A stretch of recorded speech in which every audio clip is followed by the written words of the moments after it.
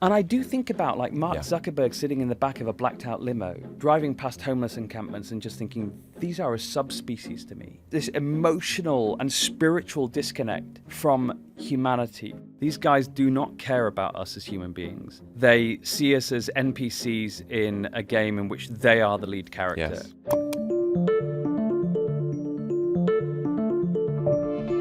I'm Jon Favreau, and you just heard from today's guest, Imran Ahmed. Imran runs the Center for Countering Digital Hate, an organization that does lots of excellent research on social media platforms and lots of work to hold tech companies accountable for the harm they're causing. He's the kind of guest we've talked to on the show many times before. But what makes Imran unique is that Donald Trump is trying to deport him. Imran is a legal permanent resident of the United States. He's married to an American citizen. He's the father of an American child. And the only reason the State Department announced in December that he's no longer welcome in this country, his country, is because he published research about X, the hellscape formerly known as Twitter, that made Elon Musk angry. That's it. I talked to him about his fight to stay in America, as well as the very important work he's doing at the Center for Countering Digital Hate. We also talked about reforming Section 230, the legal statute that protects social media companies from being held accountable for the things posted on their platforms, how big tech has destroyed our trust in democracy, and where he actually sees potential to change big tech's influence on our politics. It was a great conversation, and one that made me very thankful that Imran is out in the world doing this work. Here's Imran Ahmed. Imran, welcome to Offline. Nice to be here, John. So you run a tech accountability organization called the Center for Countering Digital Hate, which has been doing fantastic work since 2019, I believe. Before that, you worked as a strategist in British politics for the Labour Party. But a lot of people heard about you for the first time a few months ago when the Trump administration suddenly tried to deport you. Even though you are a legal permanent resident of the United States who's married to an American citizen with an American child and another on the way. Yes. What happened? I mean, it's not really just a story about an attempt to deport me. This is, for the last 6 years, I've been running an organization that uses data science, communications, public advocacy, and lobbying to try and persuade the world that we have a serious problem with social media that is creating a range of harms. We were one of the first organizations to sort of approach this not from a tech perspective, but from a, look, these are these systemic, wide harms, and try to catalog impact on our kids, impact on individuals, impact on communities, impact on our democracy, and then show them in really vivid ways. And we've been really successful in doing that. I mean, some people will have heard of us through our work like Disinformation Dozen, which showed that 12 people produced 65% of the disinformation that was spreading during the pandemic. Some people will have seen our study Deadly by Design, which showed that 2.6 minutes after opening an account as a 13-year-old girl on TikTok, our researchers were being served self-harm content. After 8 minutes eating disorder content, every 39 seconds on average in the first 30 minutes of opening an account. So, those sorts of research studies get huge amounts of attention. And that pisses off some really powerful people. So Elon Musk sued us a few years ago, and we beat him. He sued us for $10 million, saying that we'd cost him $100 million. We made all of his business relationships fall apart, which is something I'm very proud of. I think Also something that, I mean, you can take some credit for, but he did a good job making those business relationships fall apart himself, too. It's so funny. The way I described it was our job is to hold up a mirror to these platforms. And, like you and I, when we see ourselves in the mirror and we don't like what we see, brush our teeth, brush our hair, whatever it is, go and get some Botox. I mean, but like what he did was sue the mirror and say, no, I don't look like that. I'm much better looking. And then, so we've had this sort of, there's been systematic opposition to CCDH and our work from big tech. But then what changed on December the 23rd was that a new escalation in that. So we see this as really about big tech and the big money that they've been spending in Washington. That image of them lined up on the dais behind the president after spending millions of dollars, hundreds of millions of dollars on trying to influence politics. And, the State Department put out this press release, and I got a text message with linking to a tweet. I clicked on it and it said, we are banning 5 Europeans from entering the United States because of their work on tech accountability. And only one of those 5 lived in the United States. And as you say, I'm what's called a green card holder. I'm married to an American. She's from Oklahoma, so she's, American. Fast cars and guns. That's kind of her 2 hobbies. And my children are American. So that was my Christmas. You found out via tweet from the State there Department? was a tweet. That's how things work, right? What was their argument for why you and the 4 others were banned from the United States? So, I mean, a junior official, a junior political appointee in the State Department has been out talking about this quite extensively, and her rationale for it is you wouldn't allow someone to enter the country if they said that they were trying to hurt an American company. And so why would we let someone stay here? Now, let's leave aside that that's a lot of problems with that. And this is the same political appointee who, when Grok went crazy over Christmas, was in Britain explaining that a little bit of discomfort for women in being forcibly nudified is the acceptable price of freedom. I mean, those are taken from her words on this show. This is a State Department official? This is a State Department official. Cool. So, I mean, you've got this extraordinary situation where they're confidently asserting we're going to deport someone because we don't like their advocacy. And I mean, what was lucky for me was that 2 weeks earlier, they'd already trailed this because, these guys whoever's behind this is relatively undisciplined. They'd briefed Zeteo, Mehdi Hassan's online left-wing news site, and said, we're going to expel this guy because he criticized X specifically. And the 5 people that they targeted had all had entanglements with Mr. Musk, and that's where we can see his fingerprints all over this. But they said we're gonna deport him. But so I'd already assembled a team of lawyers. Okay. So I have Roberta Kaplan, who won U.S. versus Windsor, leading Great to the lawyer. defense of gay marriage, thanks to Roberta Kaplan. Chris Clark, who's a really, really well-known litigator in New York. The ACLU, so Anthony Romero, had sort of brought his team on board.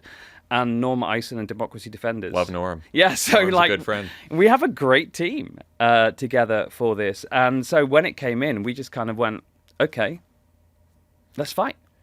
What was going through your mind in the hours and days after you found out? What was your family's reaction? You will know, having worked, both of us have worked in politics, and we both worked for people in senior leadership positions, you in the ultimate leadership position. And there's no drama really when crisis, and certainly not for me. You don't get to those positions by being someone who falls apart in the moment of crisis. So I'm personally wildly compartmentalized. I'm somewhat dissociative, which means that I was very calm. I went downstairs to my office. I started calling people. I made arrangements. I told my wife what was happening. I took her aside and said to her, I think the only moment in which I really felt a deep sense of responsibility and fear was when I asked her, if you think it's best for the family, my first job is to you. And so if you want me to resign today and beg for forgiveness from Elon Musk, I will. And she said, I don't think so, but let me think about it. And I went downstairs, carried on making calls, and then she came down at maybe an hour later. I left a Post-it note on my desk, which I kind of vaguely spied, and then I finished a meeting with some lawyers, and I looked at it, and it said, I love you. Fuck these guys. That's awesome. So, I married very, very well. Yes, you did. Yes, you did. And that gave me my permission to do what I had to do, which is to put together a team and to get working on it. So, we eventually, that night I stayed at home. The next day we filed in the Southern District of New York for a restraining order, a temporary restraining order, and for an injunction to stop the government from... See, our fear was, John, that their plan was to actually break down my door, to physically detain me, arrest me, detain me, and transport me to Louisiana or another favorable jurisdiction where they've got good judges. And they have in the past detained people for months. Still are. away from their friends, their family, their support networks. Legal residents, green card holders. Exactly. Citizens in some cases. And law-abiding green card holders. Physically detaining them for months on end before they even bring a notice to appear before an immigration court. So we knew that was a possibility. And what was most important, what's always been important to me, is that we must never let the bullying get in the way of doing the job. I am genuine, I'm extremely motivated. I say that every time I deal with, just a few weeks ago, I was on the Hill lobbying on the sunsetting Section 230 bill with Joseph Gordon-Levitt and senators from both parties, but also parents who've lost their kids to social media. And every time I meet them, a little chip comes out of my soul. And now I am close to broken by how many times I've met people who have suffered immeasurably because of the business decisions taken by greedy plutocrats who run social media companies, and their indifference, their sociopathic indifference to the harm that they cause in their zeal to move fast and break things. The things they break are our kids, our democracy. And so I'm very, very motivated, and we filed at 7 p.m. on the 24th of December. At 12:49 a.m. on Christmas Day, I'd forgotten to put my phone onto silent, and I got a text message from our lawyers saying, we got it. So a judge, an unbelievable kindness to spend Christmas Eve staying up, working to protect the constitutional rights of someone he'd never met, would never meet again, but was a law-abiding, legal, permanent resident of the United States. So people ask me, like, do you think, like, oh, America, it's a terrible place, look at what's happening to you? And I'm like, no, look at what's happened to me. It's a great place. I mean, that is a kind thing to say and an optimistic thing to say. And look, I'm biased because my father-in-law is a federal judge, but I do think in the last year, like the number of federal judges, especially in like the district level, who have stood up and in some of their opinions just stood up for the rule of law, and not just in a quiet way, but in a very committed way, and and been very verbal about how they feel about this. And even like people, judges appointed by Trump, by Bush, by all the, it has been one of the few inspiring parts of the reaction of last year. It's really interesting to me that, like, people like Elon Musk and some of their advocates keep asking, like, what motivates this guy? Like, who's behind him? They keep thinking there's a conspiracy theory. Like, there's one that's been flying around that I'm a secret intelligence service agent, an MI6 agent. And yes, I am quite good at wearing suits. But I'm also incredibly talkative and really indiscreet. And so, like, I would make a terrible spy. I know I would. But, they keep wondering. And I think it's because they don't understand the nobility and the immense pull of public service. They don't. Of doing the right thing, of serving your community and your country, putting yourself at the service of other people. And so when judges do that, every single judge is signed up to be in public service.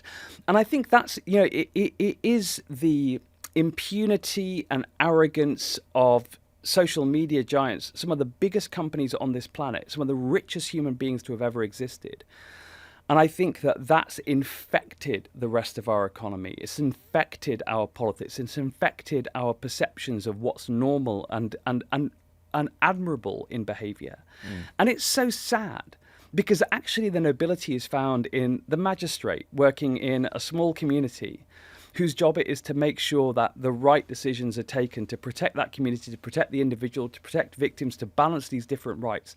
That is the absolute core of what I think is good about, democracy, America, people. Yeah. So the restraining order expires in March? Yes. And then well, no, it expires once the case is over. Okay, so what happens next? So we're currently exchanging papers, they're filing, we're filing, and we've got a judge in New York who will hear the case, and we're pretty confident of prevailing. there is a fundamental constitutional, in fact, some of the most sacred protected speech is advocacy, is public policy advocacy. So we're pretty confident that our constitution, that they will find that our First Amendment rights are being breached. And then, it's possible that they will still bring a case against me to deport me, and then we'll have to fight that separately. So this is just about preventing detention. An attempt to put me into a fetid immigration detention center for months on end. Yeah. Then there is a separate process of protecting my ability to stay in the country. And I love America. I've been here for 6 years. My wife's American. My children are American. My child is American. And in a few days, my children are American. And so I want to stay, and I want to continue to contribute to society. I think I do so in a really positive way.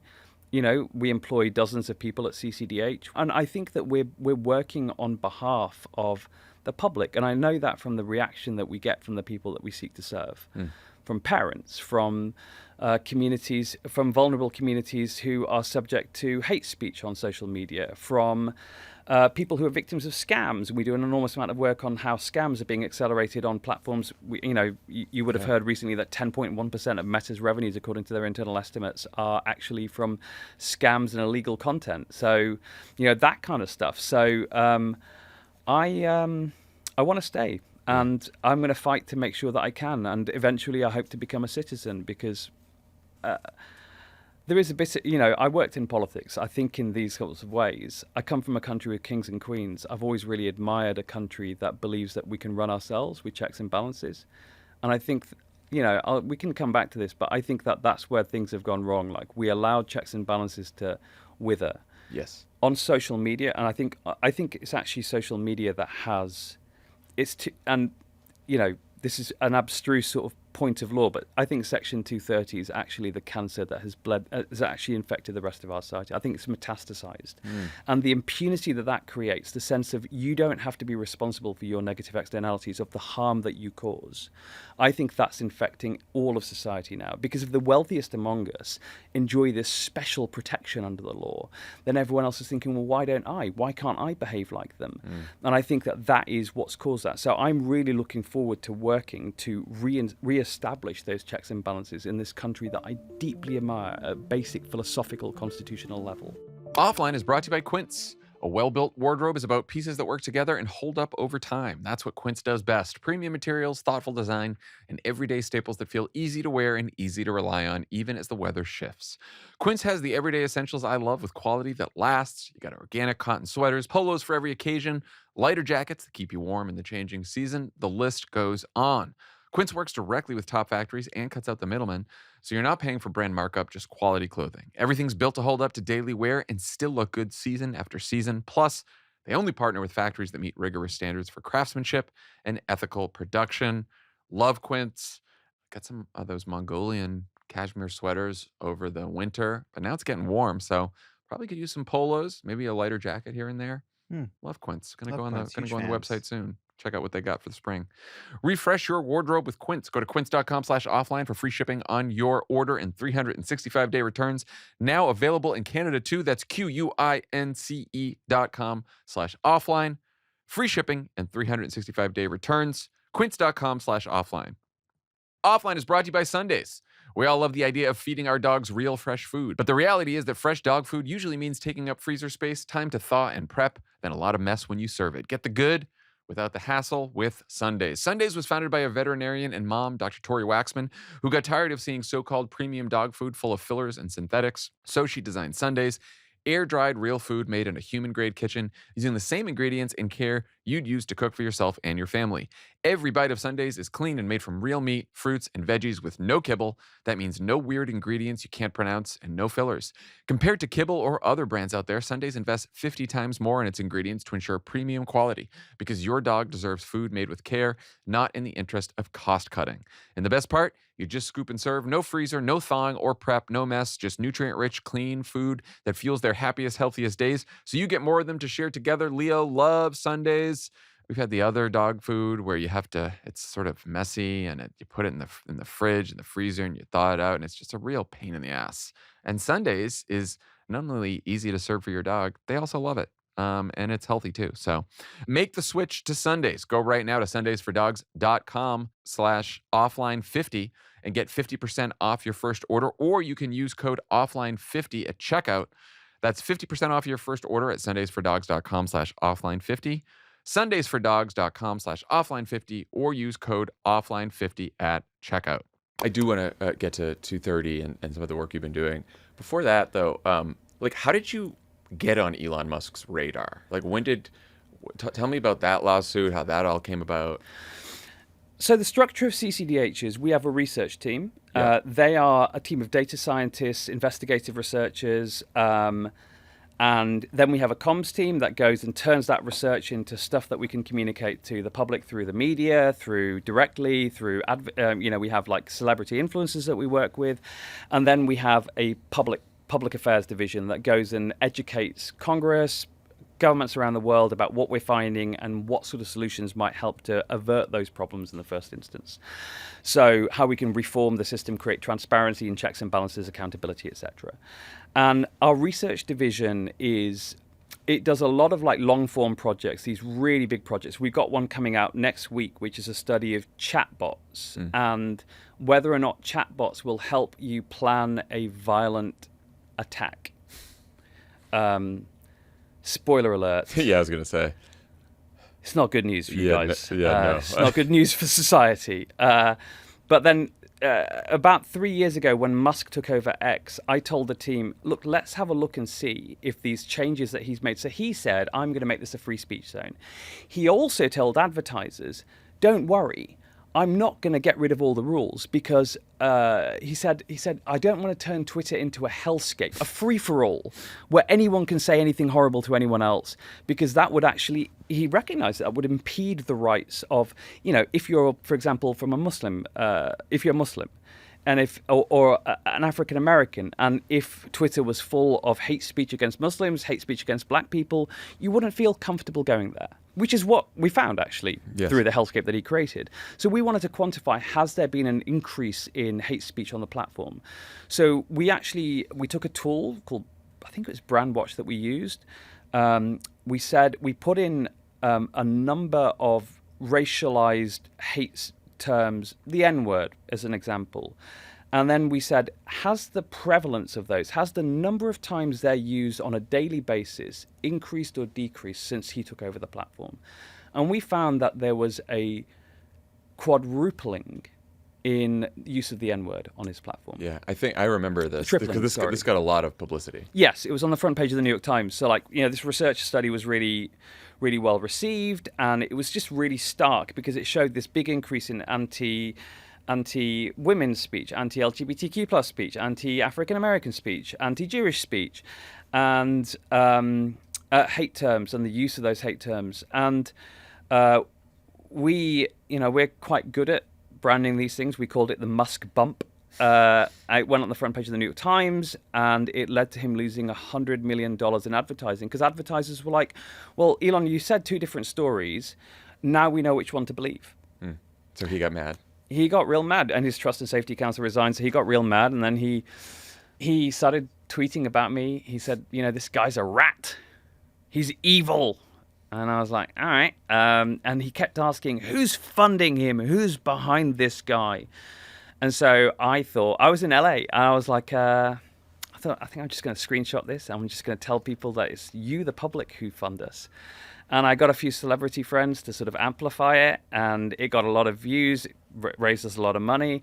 And the next day he called this is really funny. I'm 47 years old. He called the chair of my board, and he was like, I need to speak to you about Imran Ahmed. And the chair of my board's like, I'm not his dad.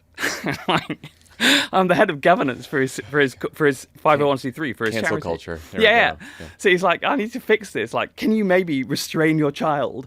And he was like, no, talk to him. He's a grown-up man. And so I was in LA, and I was like, hey, Elon, why don't you just talk to me directly instead of like calling the chair of my board? And I was having a coffee with a journalist, and they amplified it, and he saw it. And the next day, he then threatened to sue us. He said, I'm going to sue you under the Lanham Act. What is that? The Lanham Act's Federal Trademark Act. And he said, I think you're secretly funded by Meta. Like, you're Mark Zuckerberg's best pal. Mark Zuckerberg absolutely despises me. Yeah. And so Alex Spiro sent us a letter, and that was the first time I'd ever had to call a litigation lawyer. So I called Robbie Kaplan, who I'd never met before, and I said, I hear that you're quite good at suing billionaires. And she was like, yep. I'm like, would you like to help me defend myself against one? She went, which one? I went, the biggest one. She said, yeah. She's my spirit animal. She's basically sort of, just absolutely brutal and up for any fight. And she wrote back to them and said, this is absolutely ludicrous. And we press released that, and we let the world know that the free speech absolutist Elon Musk is trying to sue a small nonprofit for their speech. And then he actually filed a different lawsuit against us, which was saying that we had violated the terms of service of X by essentially using data we'd found there for research purposes. And that the terms of service say that you can't take small amounts of data for research because that's scraping. Like, you know how AI platforms like download your entire thing? He was basically accusing us of the same thing. He said it cost us millions of dollars to deal with you downloading the small amount of data to find out what had happened on my platform. And I mean, that took us a year. I mean, it cost us over $1 million to fight it. And that's the thing with these lawsuits. They're designed to do that. They're designed to cripple you. They're designed to terrorize people. They're designed to make people not want to talk to you, because then people start thinking, well, maybe you've done something wrong. Right. And the truth is that, this is maybe a little bit too much of how you make the pie, but your funders, your staff, your partners all think, well, crumbs, I'm not sure if I should be visibly doing business with Imran, because what if we get drawn into this? Right. And is it really worth the hassle and the money? Well, he's the world's richest man, John. I mean, like, he can really screw you up. Yeah. But I mean, it didn't work because we beat him in court. We got an anti-SLAPP ruling in California where he sued us. And an anti-SLAPP ruling is? So SLAPP, it's this brilliant aspect of American law that a lot of states have got anti-SLAPP statutes where strategic litigation against public participation, which is a lyrically named rule which says that when powerful people sue little people like me to try and silence them, there are actually rules in place so that the little person can get their costs back, because that's the most crippling aspect of it. Oh, that's good. And because in America, you don't have, in the rest of the world, if I sued you and I lost, I have to pay your costs. But you don't have what's called cost shifting in the US. And so that... We love a frivolous lawsuit. Encourages litigation. I mean, it's an interesting aspect of being in America. Like, it's when you move here, because you've watched movies, like, I was like, it's basically going to be E.T. Like, I'm going to find a little alien in my neighborhood. It's going to be so great. We're going to be best friends. And it's not. Like, it's a radically different culture. And one of them is how sort of much litigation is seen as a normal tool used by powerful people to terrorize smaller people and non-profits and others. Yeah. And so you won that lawsuit, but then you were on his radar, and then I think I heard you say that then like Republicans in Congress sort of started asking, send subpoenas your way, and yes. So it wasn't just like a one and done with Elon and then the deportation attempt. You've now been dealing with this over several years. Well, curiously, a few days later, Jim Jordan sent us he was chair of the House Judiciary Committee's weaponization of the federal government subcommittee, trying to stop the government being used for illegitimate means, decided to use the government to demand all of our internal emails.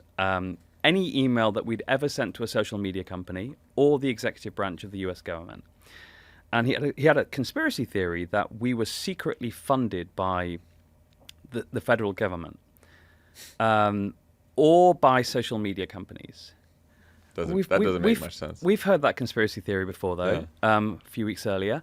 And so we were like, okay, here you go. And we gave him everything. And there was nothing there. But every 6 months we'd get a new subpoena. Then he deposed me for several hours. And I had to sit opposite him and explain painstakingly, I just want transparency and accountability.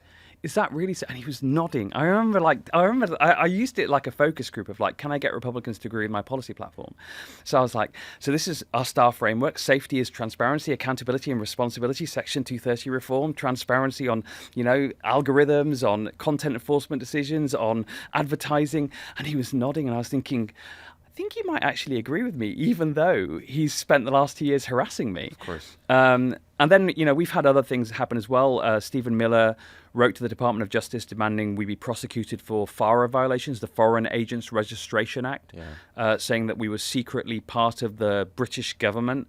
Again, I'm sure he thinks I'm a Secret Intelligence Service spy as well, which I am not. But that wasn't true. And, the DOJ cleared us. And then the FTC are currently investigating a bunch of nonprofits, including CCDH, for whether or not we are at the heart of a sort of a criminal antitrust. So basically, he thinks that we control the world's biggest advertisers and that we've been telling them not to give X money. And I'm like, I'm pretty sure Bob Iger doesn't know who I am. And I'm pretty sure they made their decision because Elon's kind of a dick. And because, it's not great advertising to have, Mickey Mouse or whoever it is that I don't watch a lot of TV, Mickey Mouse next to a dude doing a Nazi salute by the Brandenburg Gate. Right. It's not kind of, it's not on brand. I mean, Elon's argument that he has floated over the last several years that, he should be able to, the law should be able to compel advertisers to spend their money on certain platforms. Like, it's insane. This is literally a First Amendment violation. I know. That's the freedom of association. It's what's so odd is that they're really upset about the First Amendment existing. They hate it. They really hate that we can speak freely. They really hate that advertisers can decide where to spend their money. They really hate that advertisers might listen to the market, their customers, normal people who are horrified by the way that these social media platforms behave. And that they could be criticized. And that they can be criticized. And that they can be criticized in a way that persuades other people to take action with their wallets or with what platforms they use. That is the worst thing for them. So, I do think about this thin-skinned thing a lot. And, I'm personally not a religious person. My family's Muslim. We're Pashtun Afghan from generations ago, but still that's where my family comes from. And I get all this racial abuse, this religious abuse, like he's a jihadist who's come here to destroy our country. And I'm like, dude, I'm an atheist and I'm super British. Like, I'm wearing a suit in California. I'm clearly extremely British. In fact, the only thing I did was not wear suspenders, a shirt and tie today. I was like, I'm going to be very, very Californian. I will wear a T-shirt very under California. my suit. No, you nailed it. So I find it very odd. But we've taken all of this battering.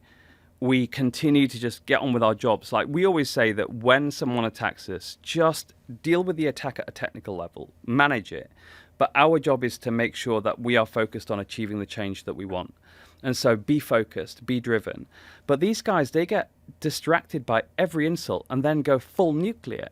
And it is this kind of thin-skinned, incredibly, painfully childlike, vulnerable, kind of pathetic from an adult behavior that you see from them, where they can't tolerate any criticism. And I know I will do this again in this recording, but I will go back to 230. I think that the sense that they got of legal impunity, where they weren't able to be held accountable under the law for their business decisions and for the harm that they cause, they have translated into moral immunity too. And then they've said also, you can't criticize us. And it is this sense of both entitlement but also immunity from the laws, the mores, the norms that govern normal human behavior. They are something beyond us. At the most fundamental level, it is anti-democratic. It is why they don't like. It is why they have found an ally in Donald Trump. It is what Donald Trump is all about. It is the idea that, like, I have the power. I am rich. I have worked really hard to, they say that in their own mind, worked really hard to get where I am, and I want to make the rules, and I get to decide, and you don't get to decide. Because, and also, the whole democracy thing, everyone having a voice, it's very messy. They don't run their companies that way, right? So that's all very messy to them, and they are smarter, and they know what they're doing, so they get to make the rules, and you have to shut up. Yeah, I mean, I don't mean to be combative here, but I think it's more than just one president. I think that this is a problem with, for sure. And I think it affected the Obama presidency too, that the cozy relationship between big money, big tech, including, big tech. I think the first time they had a cozy relationship with government was under the Obama administration. For sure. And we also didn't know the harms at that point. No, you didn't until the end. And then, and I remember the encounter between the president and Mark Zuckerberg, where Zuckerberg walked away and he was like, screw this guy. But I think that that cozy relationship, and this is the impact of a politics that, to me, again, like as a Brit, is really extraordinary, of the sheer amount of money that flows through that city that I live in, Washington, D.C., is terrifying. It's terrible. It is corruption. There's no other word for it. And it is fundamentally vitiating the clarity of the voice of the people being heard in Washington. If money and the enormous sort of both magnetic power that it has, but also the megaphone that it has in Washington is drowning out the voices of normal people. I think, about things like the AI preemption rules that were tried to be put through. All of our polling shows again and again and again that Republicans are some of the most Republican voters are incredibly concerned about AI. Yeah. And so I do think that it is about big tech, big money, and the corrupting influence it's having in Washington. And I think it's something that we really, really need to fix. And my thesis as someone that runs a nonprofit is the best way that we can fix that is actually there is one number that's more important than dollars in Washington, and that's the number of votes. And so what we have to do is make sure that we elevate this issue and a clear understanding of what causes it and how we could fix it to as many people as possible. I need to make this electorally salient for it to counteract the corrupting effect of money in Washington. Yeah. The corrupting effect of money is absolutely at the heart of this. Yeah.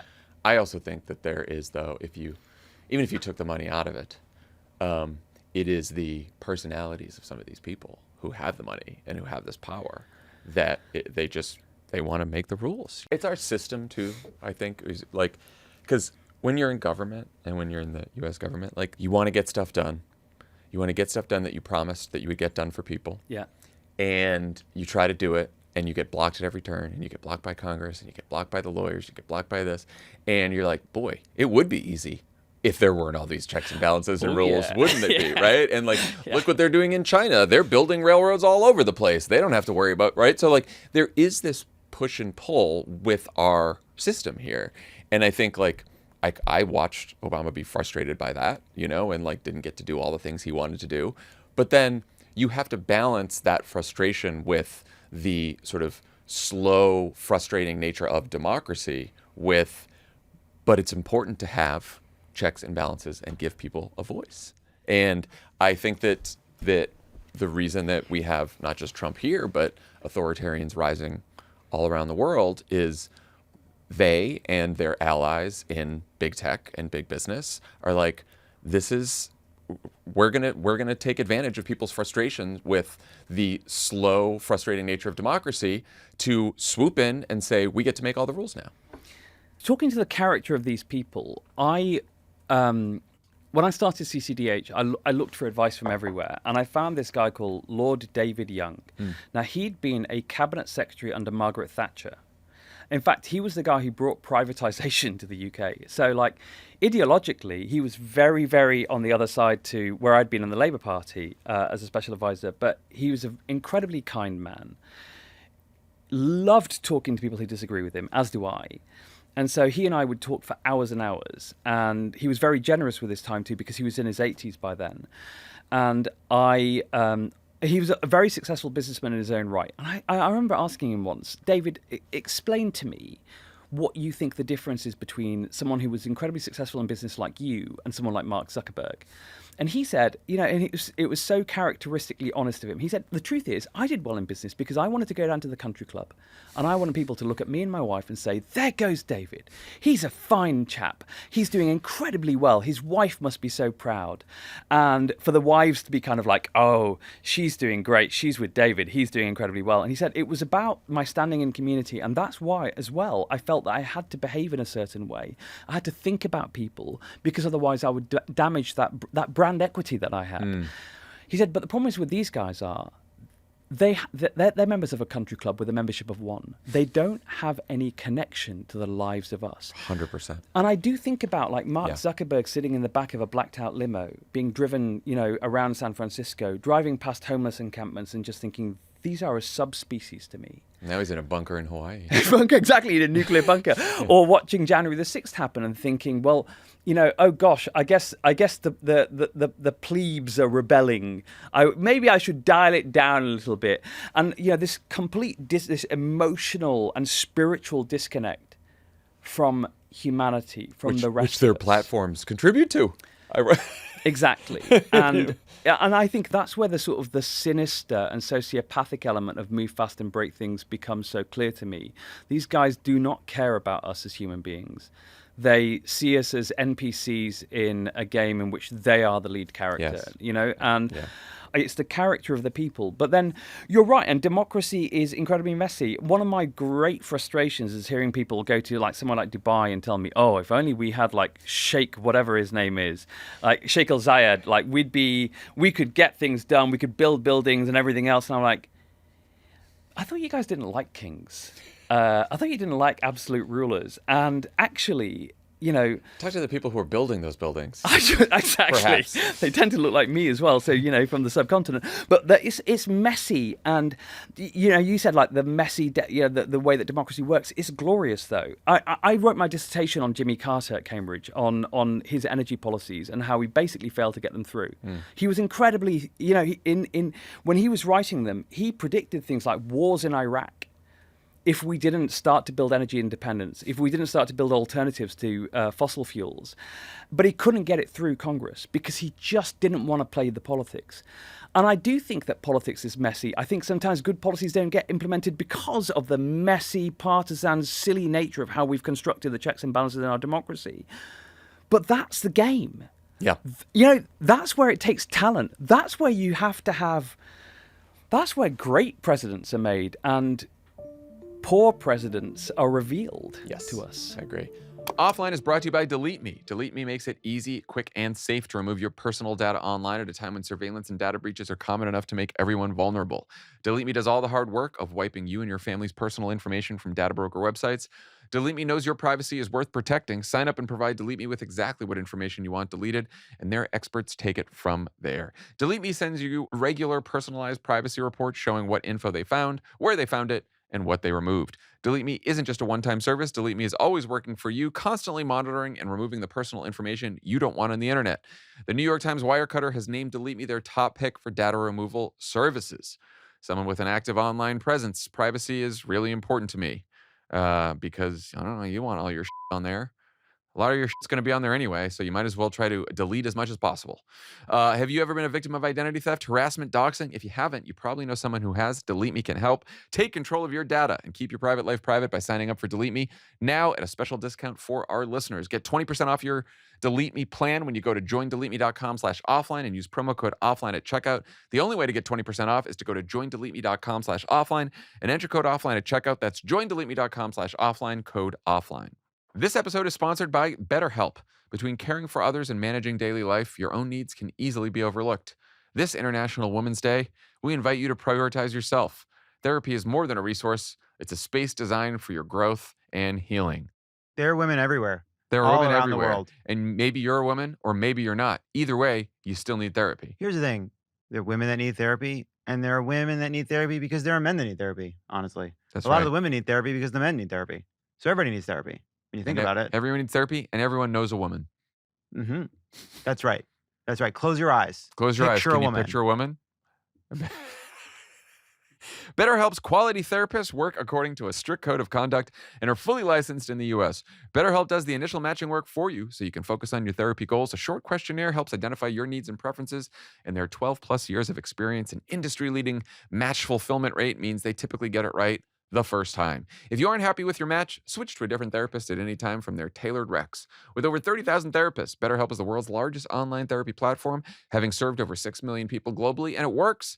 With an average rating of 4.9 out of 5 for a live session based on over 1.7 million client reviews, your emotional well-being matters. Find support and feel lighter in therapy. Sign up and get 10% off at betterhelp.com/offline. That's betterhelp.com/offline. Well, let's talk about your work and how you see potential for change in all of this.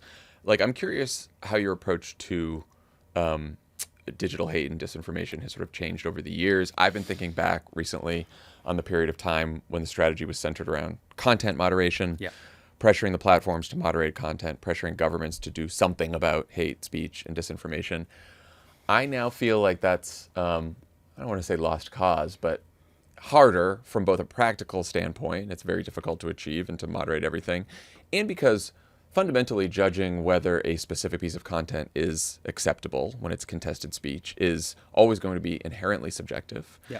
And but also, I think, and we're seeing this now. We can talk about the recent lawsuit against Meta and Google that Zuckerberg had to testify on.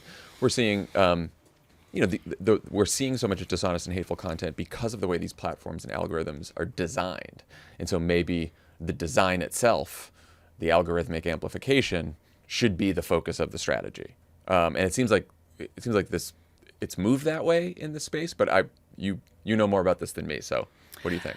I want to be as honest as I can be about this. This is an emerging area of policy. Our understanding of the harms has really been emerging over the last 10 years. That's the age of like real understanding that these negative externalities are down to social media, design choices, the way that these platforms operate. And our understanding has slowly grown over time. Initially, it was a sense that, look, there are bad people on social media, so it was a bad actor analysis. Increasingly, it's about bad platforms and the way that they are fundamentally constructed. There's been a growing understanding, thanks to whistleblowers and other things, that there are actual active decisions taken at a platform level where they know about harm and they choose not to do anything about it. So, and we've spent a lot of time, we've evolved as well as our understanding's evolved, as we've done more and more research, as we've been able to more clearly articulate and evidence that specific aspects of platform design, that they are designed to create harm, that it's not abuse of the platforms, it's use of the platforms as they were intended. The platforms, I mean, in one respect, we've become more and more aware of just how malignant the decisions being taken are. Yeah. I think that where we've moved to, and CCDH has been in this place for quite some time now, is that we developed what we call our STAR framework. It's very, very simple. It says that we can have better platforms by having transparency. And, CCDH works with neurologists, with social psychologists, with people who work on inoculation theory, who work on a wide array. And we've tried to sort of build a minimum viable framework for how we can reapply democratic values to something that has now been taken out of democratic control. So, and also looking at what's worked in the past in America, where we have a long history of industries that have caused real harm to people, but we've eventually managed to renegotiate the relationship that we have with them through, in accordance with the Constitution's quite extraordinary limits on what's possible.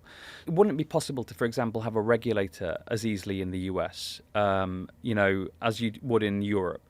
But then Europe regulates, America litigates. So if you want to have a system in which litigation could start to produce the framework of what's tolerable, what doesn't create an unnecessary risk and cost for social media platforms, so to change the cost calculus, the risk calculus, transparency first of all, so we know what's happening.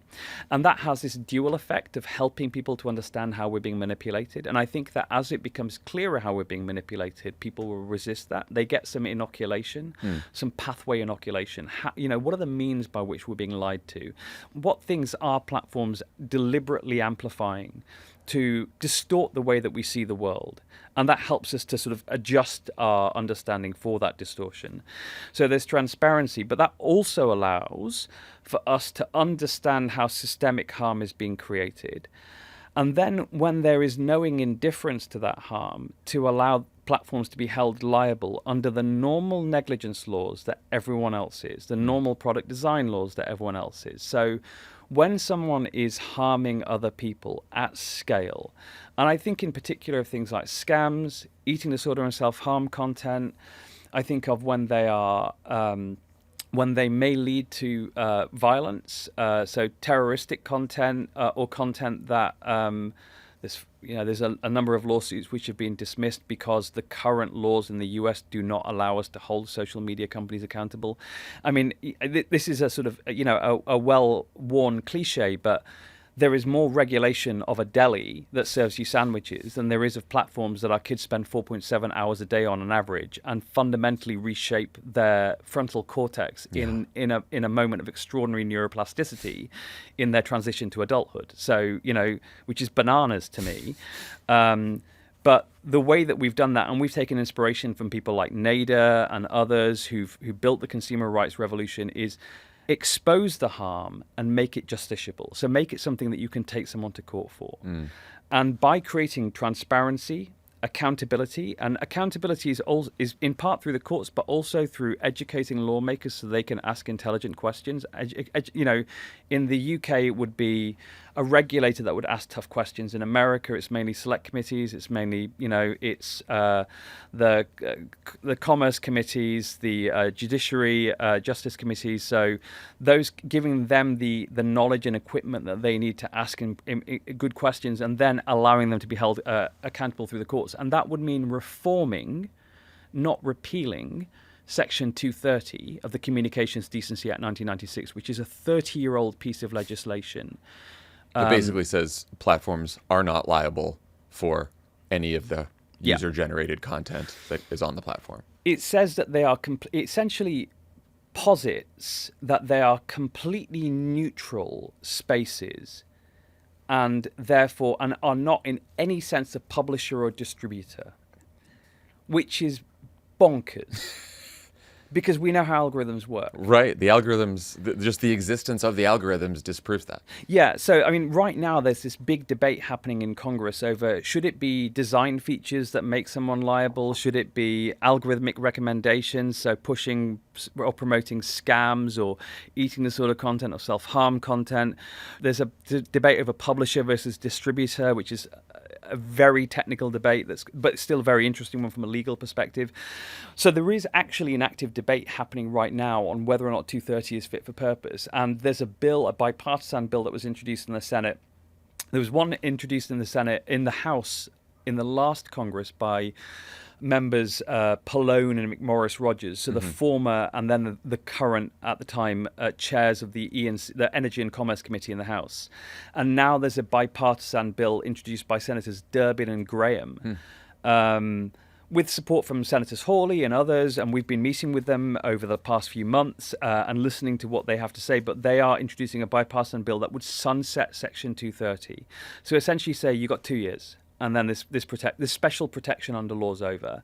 And in that time, you have to renegotiate a new framework. We want you to have a liability shield, but it can't be absolute anymore. Yeah. And I think that would make a lot of sense. What sort of reforms to the liability shield would you favor?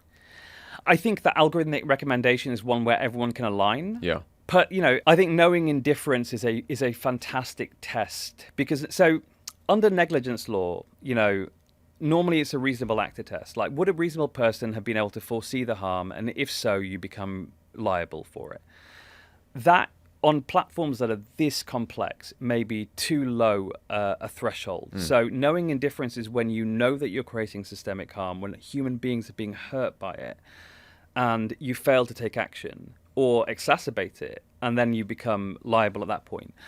And, it speaks to, we do focus groups and polling, and I was in this focus group I know that you're a fan of focus groups too, and you've sat behind those one-way screens so many times, as have I. But like, we're in Denver, Colorado. It was white male libertarian dads, and they were being explained Section 230, and they were just explosively angry about it. Wow. They were like, so it's one of those moments when they're all like, we asked them to vote at the end, would you get rid of 230 or keep it? And every single one is get rid of it. And I'm texting the moderator, and I'm like, ask them why. And one guy says, accountability. And I'm like, just snap that. Just like put that in an ad for me. Yeah. And the second guy says, well, wait a minute. So I can sue you. I can sue him if they cause me harm. But I can't sue a social media company if they make my kid kill themselves. That's un-American. I was like, put that in the ad as well. That's just incredible. But that's how normal people see it. They're like, wait a minute. Why does Mark Zuckerberg have special protection? What makes him different to the rest of us? And why does he need special protection?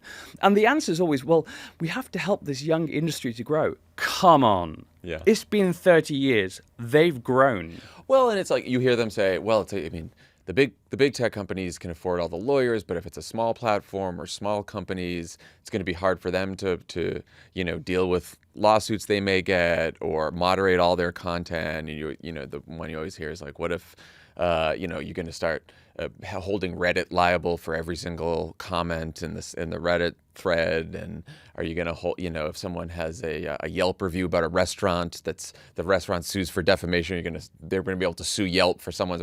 But like, it sounds like if you're reforming 230, then and you're basing it sort of on design and algorithm, like you don't have to worry about that kind of stuff. You don't, and also like you have to recognize that there is an established corpus of law and judgments on when negligence becomes, when you are negligent, right? And so, like they keep saying, well, you'd be able to sue for anything. Well, yeah, yes, of course. I've discovered you can sue for anything, but like it doesn't mean you're going to win. Mm-hmm. And so they're like, there'll be a flood of lawsuits. I'm like, well, there's a flood of lawsuits right now, but they're losing because of 230. And they're like, it would stop free speech. I'm like, they wouldn't get rid of the First Amendment, right?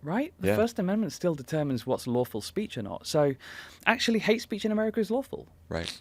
Unfortunately, go figure. So the First Amendment still protects that. So you wouldn't be able to bring an unconstitutional lawsuit and win because it's unconstitutional. Right. Yeah, like you can't stop people from filing suits that are frivolous and get thrown out because they'll get thrown out. I mean, like it is your God-given American right under the Constitution to be an asshole. Yes, that's thank to God. Say hateful things, to say awful things. That's your right. To be a Mr. Meanie Pants, so to speak. But you can't systematically go up to 13-year-old girls and tell them you're fat and disgusting and you should go on a 300-calorie a day diet and do that again and again and again until they starve themselves to death. And make the decision to just fill their feed with that. On my board's a guy called Ian Russell, whose daughter Molly took her own life when she was 14. Ian's British. And in Britain, the coroner's court decided to open an investigation into the role that platforms had played. It was the first time this had ever happened. Wow. So they subpoenaed from Meta and Pinterest what Instagram and Pinterest had been feeding her. The conclusion of the investigators was that they had fed her so much self-harm content that it would have been rational for her to conclude that it is normal to hurt yourself outside if you hurt inside, and that if you really hurt inside, you kill yourself. And Ian is this wonderfully dignified and kind human being. He sits on my board, as I say, but there's a documentary about Molly coming out shortly, Molly versus the Machines. He told me the story, and he was telling me about how when the paramedics arrived, they had to physically pry his arms off her because he wouldn't put her down so they could declare her dead. I think to myself that when a platform's done that, maybe you should be able to hold them accountable.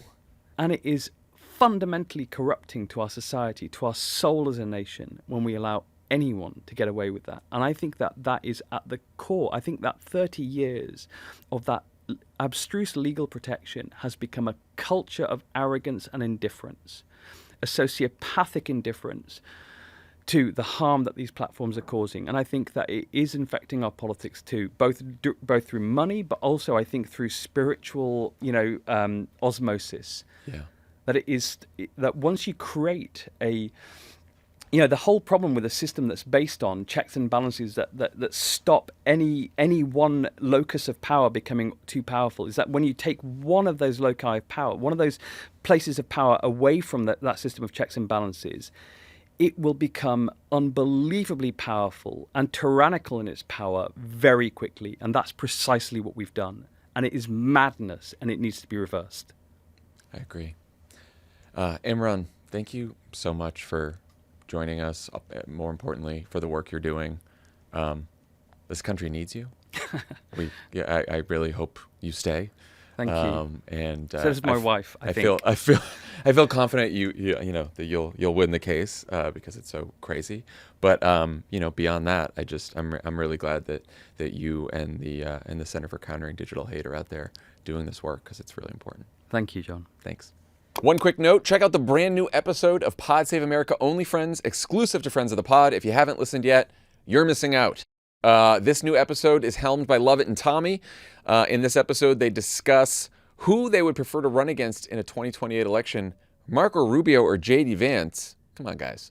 They also answered questions from subscribers like, which MAGA influencer do they dislike watching the most for podcast research? That's fun. Subscribe to Friends of the Pod to get access to Pod Save America Only Friends, which is our new extra episode of Pod Save America. There's also a lot more subscriber-only content, new shows that you love, like Polar Coaster with Dan Pfeiffer. We have a growing list of Substack newsletters, like Pod Save America Only tabs, and you get ad-free episodes of all your favorite Crooked Pods, and you get to know that you are supporting a pro-democracy independent media company, which is great. So, if you're listening, hit pause and subscribe to Friends of the Pod at crooked.com/friends.